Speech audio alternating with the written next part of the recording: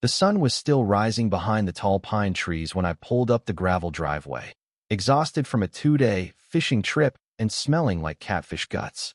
I was ready for nothing more than a shower, a slice of peach pie, and maybe a quick nap in the hammock I had strung between my old pecan trees. But as I rounded the corner of the house and looked out over my backyard, I nearly dropped the bait cooler. My garden was gone, replaced by a full-blown wedding altar draped in white silk and plastic roses, surrounded by rows of white folding chairs. A string quartet was tuning their instruments under a pop-up tent, and someone had set up a champagne bar where my tomato beds used to be. I stood there, stunned, mouth half open like a broken mailbox. Either I died out there on that lake, I muttered, or someone's getting married on my beans. Just then, a young woman in heels and a matching lavender dress jogged past me, clutching a clipboard and yelling about the flower arrangements being 10 minutes late. She didn't even glance at me. A few of my neighbors waved at me from their chairs, like I was the groundskeeper. One of them, Greg from 2 houses down, actually asked if I could grab him a lemonade. I was too confused to answer.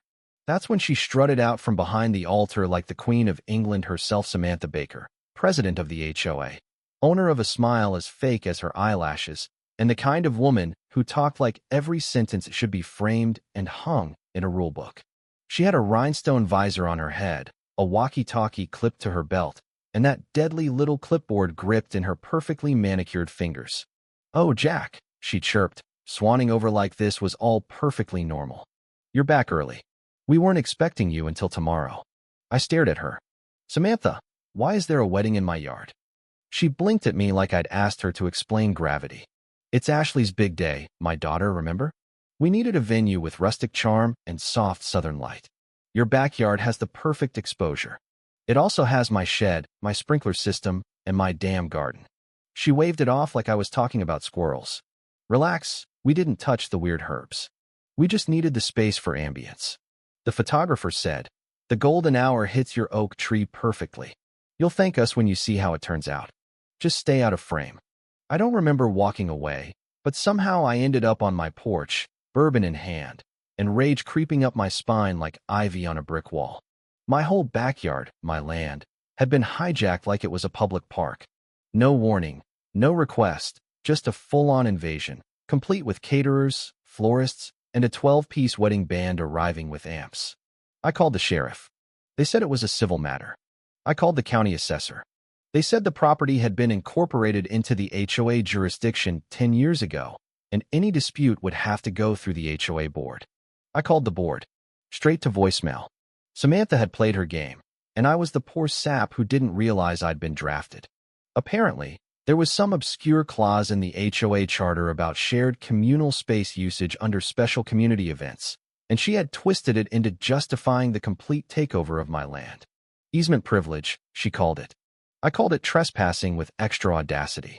That night, as the rehearsal dinner buzzed with flute glasses and fake laughter, I sat on the porch and watched my property become a backdrop for people who wouldn't even make eye contact with me.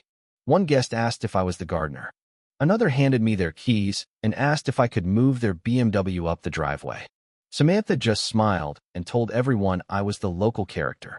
I smiled back and nodded because sometimes when people mistake silence for weakness, they forget what a quiet man can do when he's mad.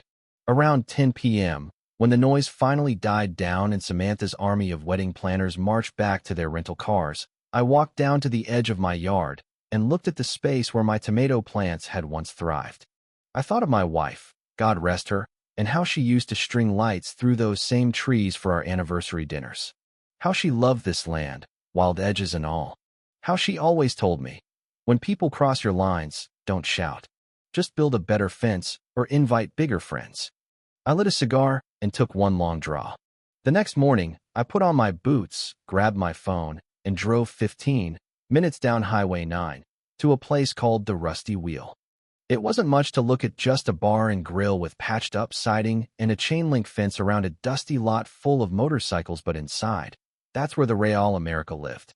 These were my people, bikers, veterans, misfits, gearheads, and good folks with no patience for pretentious HOA nonsense. I pushed open the door, nodded to the bartender, and raised my voice just enough. "I've got a backyard," I said. and someone's hosting a wedding on it tomorrow without my permission. Anyone want to help me decorate?